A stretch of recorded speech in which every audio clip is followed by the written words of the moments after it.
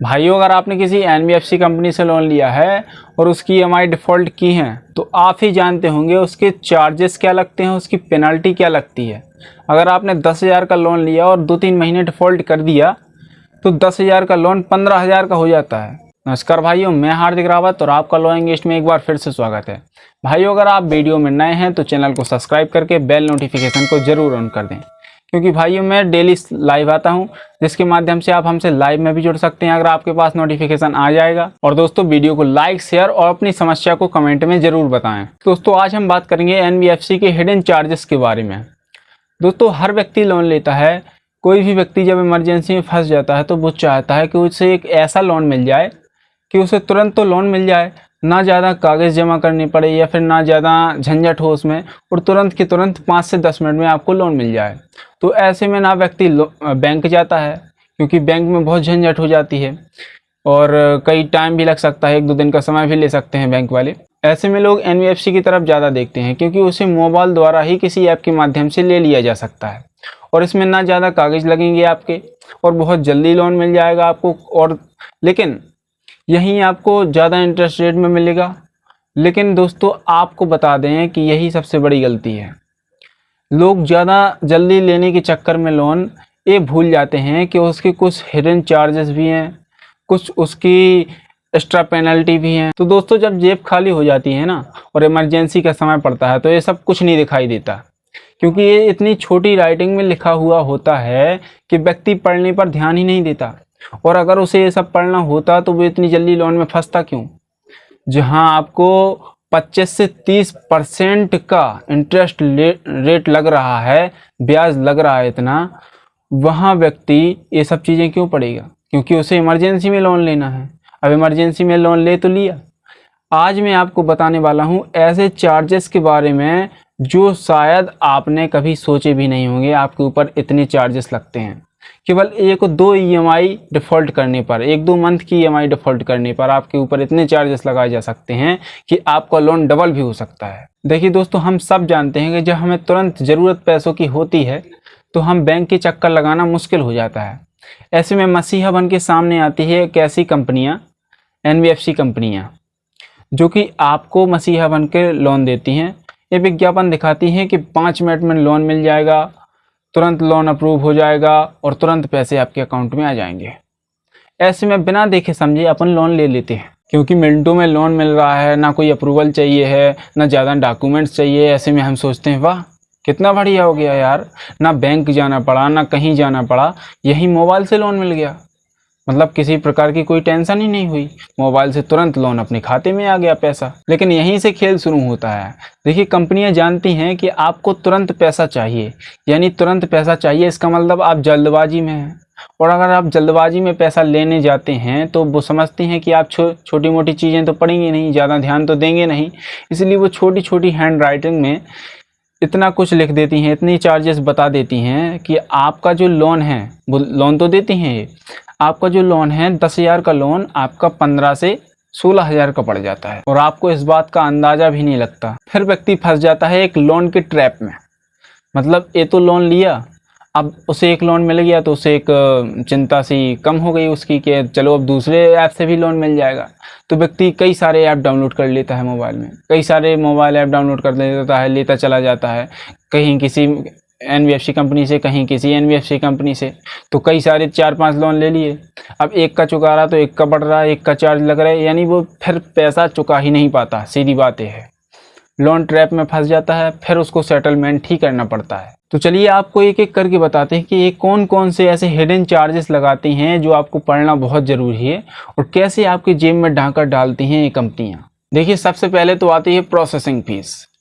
एक लोन देने के नाम पर सिर्फ प्रोसेसिंग फ़ीस, मतलब आपका लोन अप्रूव होगा, उसके लिए हमें प्रोसेस लगेगी। उसके लिए आपका, जैसे अगर आपका 10,000 का लोन है तो प्रोसेसिंग फ़ीस 1 से 2% या फिर कई बार तो 5 से 10% होती है। अगर 10% प्रोसेसिंग फ़ीस हो गई तो सोचिए आपका 10,000 का लोन, आपको 10,000 तो मिलेंगे ही नहीं, आपको मिलेंगे 9,000, क्योंकि 10% तो प्रोसेसिंग फ़ीस लग गई। तो आपको 9,000 तो पहले ही मिलेंगे। मतलब आपने लोन लिया है 10,000 का, वो मिला है आपको 9,000, और उसके ऊपर अब जो चार्ज लगने वाले हैं वो अलग। दूसरा है आपका प्लेटफॉर्म फीस। देखिए, जब आप किसी एनबीएफसी कंपनी से लोन लेते हैं तो उसका एक ऐप होता है। ऐप कोई भी हो सकता है, मैं अभी नाम नहीं लेना चाहूँगा किसी भी एनबीएफसी कंपनी का, कोई भी ऐप हो सकता है। उसका जब आप उस ऐप को डाउनलोड करते हैं, अपने मोबाइल में इंस्टॉल करते हैं, तो उसकी एक प्लेटफॉर्म फीस लगती है जब आप लोन लेते हो उससे। प्लेटफॉर्म फीस मतलब कि आप उसके प्लेटफॉर्म से लोन ले रहे हैं या फिर आप उसके प्लेटफॉर्म को चला रहे हैं, मतलब वो मोबाइल ऐप आप अपने मोबाइल में चला रहे हैं, तो उसकी आपको चार्ज लगेगी।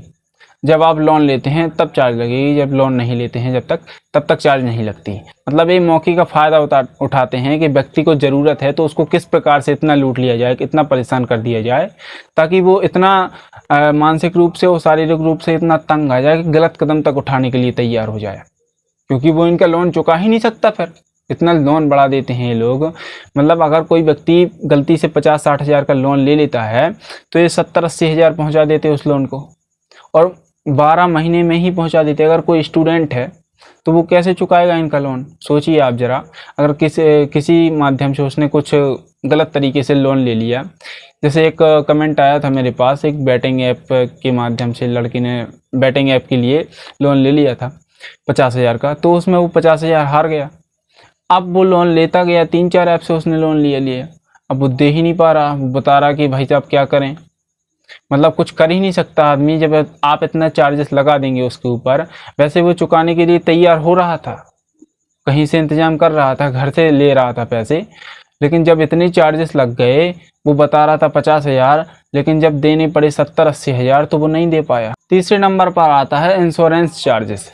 जब आप इनसे लोन लेते हैं, इन कंपनियों से लोन लेते हैं, इनके ऐप के माध्यम से लोन लेते हैं, तो ये आपको उपदेश देती हैं कैसा, कि आप इनका इंश्योरेंस कराएं।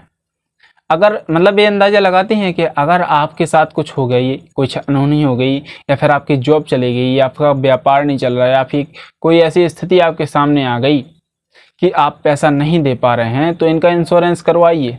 मतलब आपको ऐसा नहीं होगा कि आप नहीं चुकाएंगे तो इंश्योरेंस चुका देगा, बिल्कुल नहीं, वो केवल चार्जेस चुका देगा इंश्योरेंस, पैसा तो आपको पूरा देना ही पड़ेगा।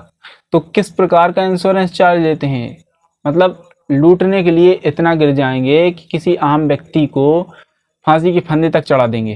देखिए, चौथे नंबर पर आता है आपका पेमेंट पेनल्टी और बाउंस चार्जेस। देखिए, जब आप ईएमआई बनाना चालू कर देते हैं कि आपने जैसे 1 लाख का लोन लिया मान के चलिए, तो आपने ईएमआई बनवा दी उसकी 12 महीने की, कि 12 महीने में 1 लाख चुकाएंगे।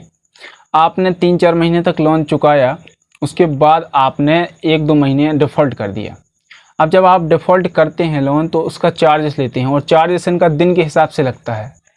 अगर आपने 2 या 3 महीने तक लोन नहीं चुकाया, तो जो बकाया राशि है आपकी 3-4 महीने की या 5 महीने की, वो राशि डबल कर देंगे, डबल नहीं ट्रिपल कर देंगे। और भाई सबसे बड़ी बात, चार्जेस तो लगाते ही हैं, तो 100% बात है, लेकिन इसके साथ जो व्यक्ति को टॉर्चर कर देते हैं लोग, उससे व्यक्ति हताश हो जाता है। देखिए, जब आप 1-2 महीने की ईएमआई डिफ़ॉल्ट करते हैं, तो ये लोग इतना कॉल कर देंगे आपको, इतना कॉल कर देंगे कि आप ना तो काम पर जा पाएंगे, ना ही घर पर फ़ोन रख पाएंगे खाली, क्योंकि अगर घर पर फ़ोन रखते हैं आप खाली, तो हो सकता है कि कहीं कॉल आ जाए, या फिर कहीं आपके घर का कोई कॉल उठा ले। तो क्या अगर आपने किसी को बिना बताए कोई लोन लिया है, तो हो सकता है कि अगर आपको बताना ना हो और पता चल जाए। और सबसे बड़ी बात ये है कि जैसे ही आप इनके ऐप से लोन लेते हैं, इनका पूरा कॉन्टैक्ट डिटेल्स इनके पास चला जाता है। मतलब अगर आपने जैसे ही लोन लिया, तो जो आप एक्सेस करवाते हैं, फाइल एक्सेस करवाते हैं, अलाउ का ऑप्शन देते हैं, फिर कि अलाउ करना होता है आपको फाइल वगैरह, कॉन्टैक्ट वगैरह सब। तो जैसे ही अलाउ कर देते हैं आप, तो इनके पास सारी कॉन्टैक्ट डिटेल चली जाते हैं। आप जो भी सेव किए हों अपने घर वालों का या फिर किसी का भी, सारी डिटेल्स इनके पास चला जाता है। और अगर आप कॉल नहीं उठाते, तो फिर ये कॉल करना चालू कर देते हैं आपके बच्चों को, आपकी पत्नी को, आपके पिताजी को, आपकी माताजी को, चाहे आपने उस लोन के बारे में उन्हें बताया हो या ना बताया हो। बल्कि ये आरबीआई के रूलों के खिलाफ है। सीधी सीधी बात है कि आरबीआई ने साफ मना कर रखा है कि उसके लोन के बारे में किसी को भी पता नहीं चलना चाहिए, चाहे वो उसकी फैमिली मेम्बर ही क्यों ना हो। लेकिन इन्हें इलीगल तरीके से ही रिकवरी करनी आती है।